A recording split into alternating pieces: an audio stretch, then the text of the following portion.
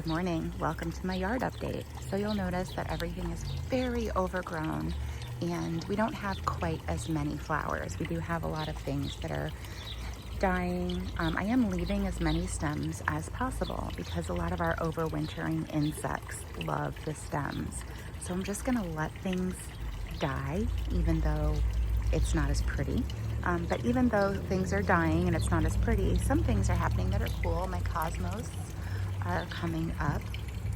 And over here, we have morning glory that is really doing its thing. And then back here, see the birds are all using the feeder. We have our zinnias, and the pollinators have been loving the zinnias. So super happy about that. And then behind me, I have some sunflowers that aren't doing that great, but the birds love them. So even though it doesn't look as pretty as it has, it's still doing good. What I wanted to talk about today is how I'm making plans for next year's yard.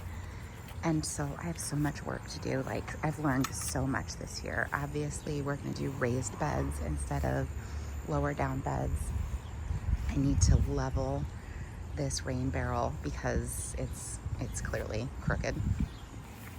And then our prairie patches,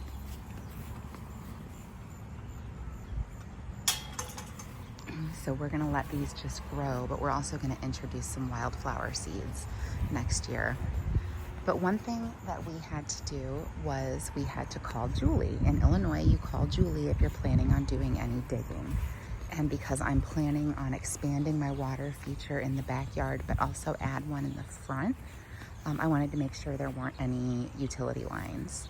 So this is a mark from utility line, and I do believe it says all clear, but I'm not digging there anyway, so I'm not worried. And then up here, because I'd like to add a water feature to the front of our porch here. I was doing pollinators and I just haven't been able to give it the upkeep that I wanted to, so I think I'm going to do a water feature here because then our pollinators will be in these patches over here. So this is electrical and it's all clear, and then you can kind of see yellow paint there, but that lets us know that there's gas lines there, but we're not doing any digging there, so that's okay. I think this is broadband maybe, and we're okay, and that's the water line, and we're okay.